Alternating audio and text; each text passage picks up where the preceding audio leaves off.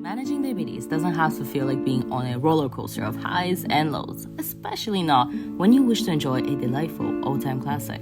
Hi everyone, my name is Nicolinka. I'm a food and nutrition student, and today I'll be showing you how to make a diabetes-friendly almond flour pizza at home, and also how to modify ingredients to traditional high-carb recipes without compromising the authentic taste. Preparing a home-cooked meal is an excellent skill to cultivate. It provides you with total control of the quality and the quantity of the ingredients. And as a fellow diabetic, I can attest to you there's no better feeling than being in control of your condition. Studies show that low-carb meals can be beneficial for managing type 1, type 2, and gestational diabetes. When selecting products to cook with, reading the nutritional label ingredients can help you predict whether it will cause a rapid blood sugar spike or it will be more steady. So let's head out to the grocery store and I'll show you 3 key macro hacks to apply. Number 1. Carbohydrates. Complex carbohydrates abundant in white flour are highly refined and stripped away from fiber, making them digest faster and raise blood sugar. Lower carbohydrate options such as almond flour can be an excellent substitute for traditional varieties, with a fraction of the carb content and plenty of the nutrients preserved. Fiber, unlike other carbohydrates, cannot be broken down, and instead, it's digested at a slower rate, providing a feeling of satiety and better blood sugar control. Studies also show that a diet with a greater variety of fiber sources, such as vegetables, nuts, and seeds, have favorable outcomes for those with diabetes. And lastly, dietary fat. Common misconception that just because fat doesn't contain sugar, it doesn't raise blood sugar. A collection of studies have shown very high fat meals have the tendency to cause a delayed insulin resistance. However, meals with lower to moderate amount of fat can actually be beneficial, allowing for a steady increase of blood glucose without a rapid crash. Before we begin, make sure you remove any loose jewelry. Secure a hair back, roll up your sleeves, and throw on an apron. Next, ensure the surface you're working on is well lit, clean and free of dust. Using an all-purpose cleaner and a washcloth, polish your countertop following an S pattern. Next, wash your hands with soap and warm water, scrubbing for at least 20 seconds, getting between your fingers and fingernails. Turn the tab off with your elbows and dry your hands with a clean cloth. And here is what you will need to make 2 servings of the diabetes-friendly almond flour pizza.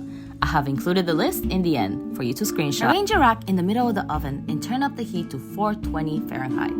Combine all your dry ingredients in a medium mixing bowl and stir to combine evenly. Using a spoon, make a well in the center of the dry mixture. Add 1 large egg, stir in the egg, breaking the egg up slowly, letting the dry ingredients incorporate into the wet mixture.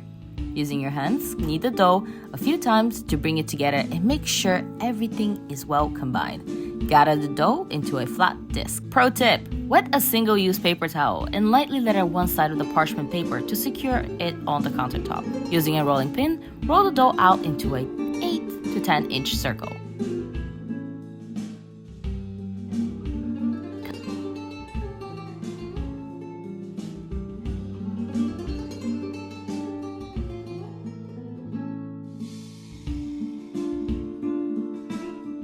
Cut out an excess parchment paper and transfer the flattened dough into the pizza tray and into the oven for 15 minutes. Set a timer.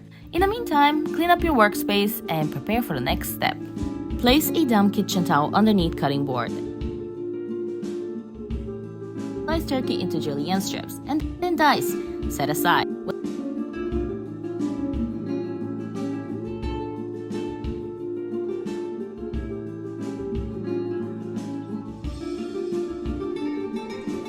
Oven mitts, take the pizza out and set on a wooden board. Lather the measured tomato sauce with a spoon.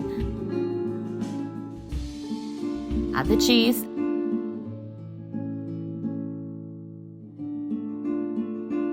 And sliced turkey.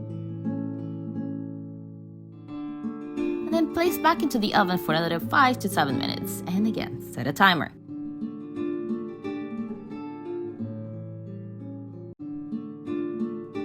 And voila, our diabetes-friendly pizza is ready. I'll add some cherry tomatoes and fresh basil leaves to accentuate the flavor and aroma.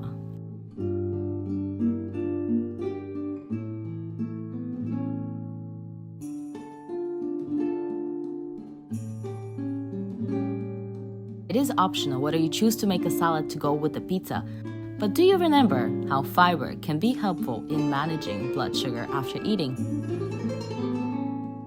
just as we did today with our almond flour low-carb pizza, making small changes such as substituting some of the ingredients with others that are rich on fiber and protein and moderate on fat can contribute to major differences in diabetes management. And hey, making and sharing a tasty alternative with family or friends can be a fun experience, enjoying the flavor while staying within a healthy blood sugar range. No roller coasters of highs or lows, just laughs and delicious memories.